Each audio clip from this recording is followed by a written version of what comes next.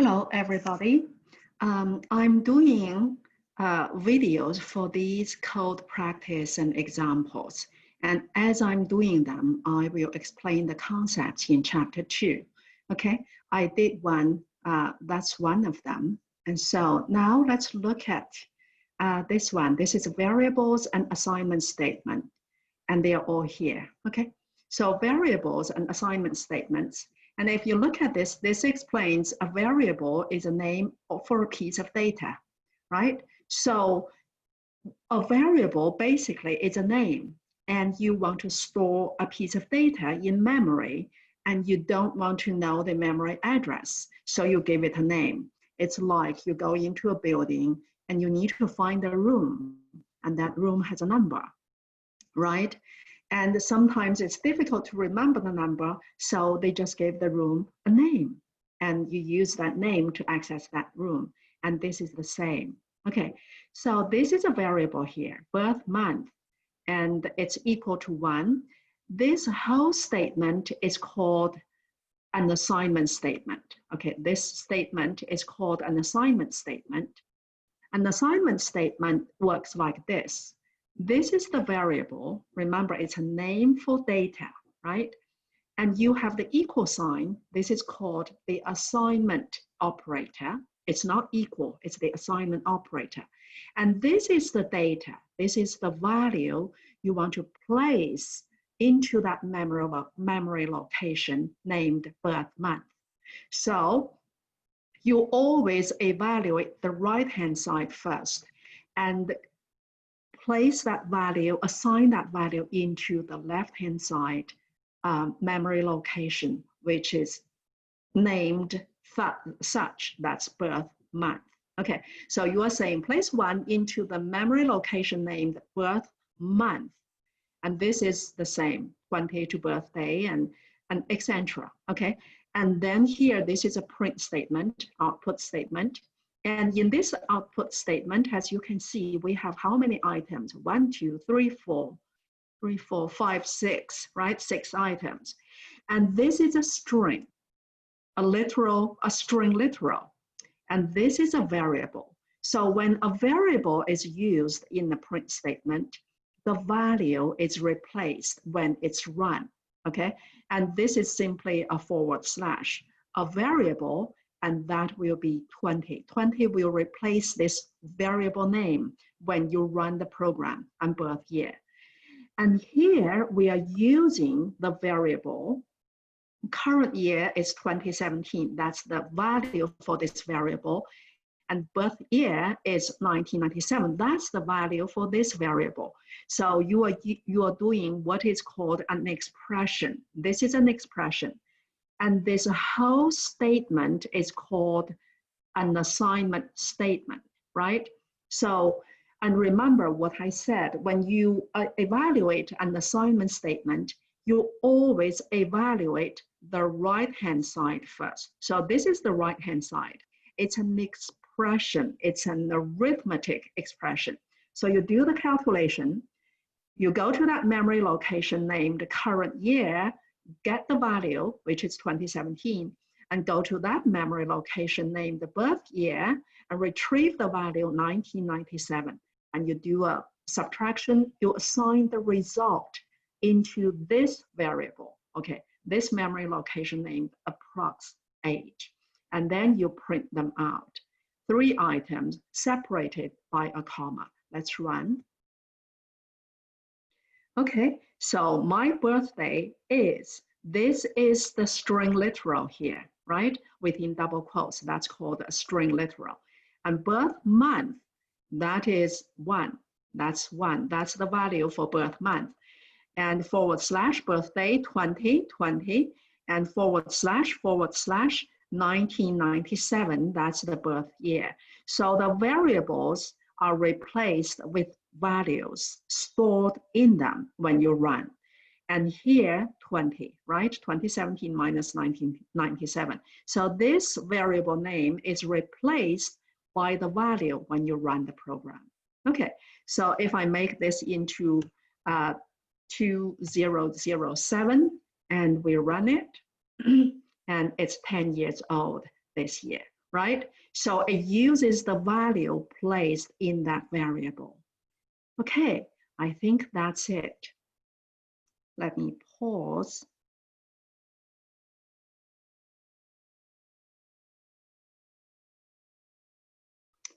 Okay, now let's look at reassigning variables to new values. And this is this one, okay? So the value assigned to a variable may be changed by a new assignment statement. The new value may be a modification, you can read that. and you can read this, okay? This is very important. They explain things. So I will just go on and look at this. Okay, so if you look at this here, X is a variable and it's assigned the value of 125, right? This is an assignment statement. Y is a variable, it's assigned the value of X divided by 5, right? And then you print out the two variables and X will be replaced by 125 and this will be replaced by 25, right? By 25, okay. And then this is where you're redefining X. So you give X a new value, 100. You can reuse a variable. It's like the blackboard or the chalkboard or simply our board. You can write something there and then you can erase it and rewrite something there. So this is the same. You write 125 in that memory location, and now you you erase that and rewrite 100 in that memory location. And here, Y is being assigned new value also, right? So this is an arithmetic expression, everybody. That's X divided by 5. And when you use X, it will go to that memory location named X, get the value 125 and divide it by 5 and print out the values. Redefine X and print out and redefine Y and print out. So this is reuse the variable. You can reuse it many times. So another thing is when you run this program, okay, it runs one instruction at a time or one statement at a time. So at this moment, statement 1, X is 125. At this moment, for statement 5, X is 100. That 125 is gone. At this moment, Y is 25. At this moment, Y has changed. What is Y? Y is 25, and at this moment, Y is 2 times 25, that's 100. So let's run. And you can see, okay, so X is 125, Y is 25, right? Y is 25, and X is 100, Y is 25. So here X is changed, and 100 and Y is 50 because it's 25 times 2. So that's what this is. And here, this is called an inline comment. So if you look at it, it does not run. This is called a comment or documentation. Its purpose is to explain this statement. It's explaining the purpose of this statement. We call that inline comment, and it starts with this hashtag. If you delete that hashtag, you see it becomes a statement and it will not run. If you hit run, it will say, you have something that's not right, right? So this hashtag makes it a comment, okay? So I'm going to stop here for this one. Okay, let's look at numbers in Python. And it's this one, numbers in Python. Documentation comments, I already talked about that, the inline comments, and the block comments. Okay, so I'm going to talk about that a little bit, and you can practice by clicking on that yourselves, okay? So, numbers in Python. So let's talk about the comments first. This, once again, this is called inline comments. It's placed after a statement, right? But sometimes your comments are so long, it cannot be placed on the same line. What do you do? What you do is you can place the comments right here. If it's multiple lines, this is what you do. You use what is called box string, which means you start with 3 double quotes and you just comment, okay, plus, right? And comment, and then you end it with 3 double quotes. That makes it a comment. Notice that if I don't do this, the whole thing is green. That means there is no code. It's all comments. So you have to end the comments, okay? So that the rest, beginning with line 4, the system knows these are actually Python script, not documentation. So this is called the block documents. It's also called the doc string, okay? Doc string. And you read the book, you know what I'm talking about. So I'm going to, yeah, I can leave it there. So this is assigning 153. Oh, in this video, I want to actually discuss numbers. So if you look at the explanation here, in Python, the 2 most common types of numbers are integers, int, and floating point, real value numbers, float. Integers may be positive or negative and are written without a decimal point. Real numbers are with a decimal point. So this is an integer. So the type of x is int, right? This is an integer. The type of y is an int. So when you run it, okay, this print statement has 3 items. When you run it, you have 2 int, right? 2 integers. Now this is an int, and you print it out, and you print it out. This one is not an int. This is called a float. It's called a float, a floating point number, which is a real number, decimal number, not a whole number. So int are whole numbers, and the float are decimal numbers. And this is the scientific notation. This means you move the decimal point to the right by 2, right? You understand that. Or you can simply put 158.0 there. But this means it's a float. So if you look at it, oh, okay, let me see. Oh, we don't have that, right? Okay, so if you look at this, width is a float also, and length is a float. So when you do the calculation, it gives you a float, right? That's why you have this float number, okay? That's a float, that's the volume variable there. So all floats give you a float. Now, if I do, if I print out something, let's see, okay, print, let's do,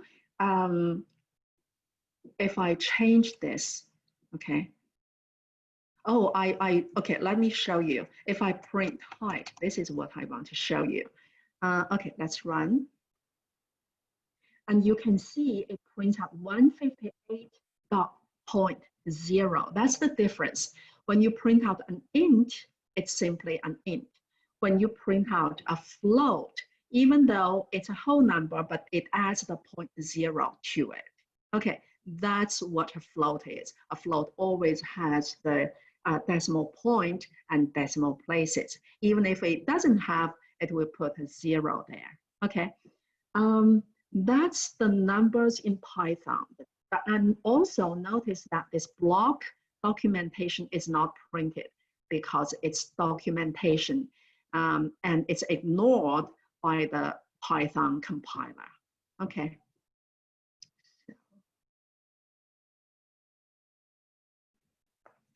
Okay, let's look at this one. This is converting between types. Okay, that's this one, converting between types. So in Python, there are different types, and we learned int and float. Those are for numbers. Int is for integer, whole number, and float is for decimal numbers, real numbers. And then we also have a type that's called a string, okay, str, and you don't have to worry about these two, right? We don't have to worry about them. But there is a function that's called type that will tell you what type this is. And there is another function that's called ORD, ordinal value. And this is CHR, that's char. So let's look at this example, and I'm going to talk about the character set right here. Okay, so if you look at this one, X is a float, right? Because this is a float, decimal number. Y is an int. So if you run, and here it's saying, tell me what data type is X, right? Tell me what data type is Y. And so you call this function named the type, and you use the parentheses after a function. You always use a pair of parentheses, and then whatever argument you have, you place it inside the parentheses. Just like print, I think I discussed this already. Print is a function, and you have this parenthesis and you have this parenthesis, and inside you have two arguments, okay? And this argument is a call to the type function, and this argument is a call to the type function. So let's run. This should say float, and this one should say int, right? I'm going to run, and we will discuss the rest. And you can see it's print out class float and class int, and you don't have to worry about class. You just know that type is float, X type is float, and Y's type is int. Okay, that's what that is. So, so if you have, let's say, if you have a character, okay, and equals to A, okay, let's put this up, right? Put this here. Okay, and let's say type. Not sure if I can do that. That may not be. Okay, let me just use one without the R. Okay, because char is a data type in Java. I'm not quite sure in Python yet. Okay, let's see. So it tells you it's a string. Okay, so it's a string, right? Because in Python, you tell everything character-wise, it's a string, obviously. So this is a string, okay? This is a string. And remember, because for string, you can use double quotes or single quotes, right? So that's a string. Okay, now let's go on, print X. This you know, and what does this do? This is converting X into an int. Remember, what data type is X? X is a float. X is a float, and so that float is being converted into an int. So now this is a float, and this is the value. When it's converted into an int, the decimal places are truncated, okay? So, and here we are making Y, we are making X into a float. Again, since this will print out 35 because the dot point 2 is truncated, now, now this will still make it, this is still make it a float. That doesn't change it. Let's see. Okay, 35 is converted to float 25, 35.2, right? Okay. You know what? I'm going to stop here.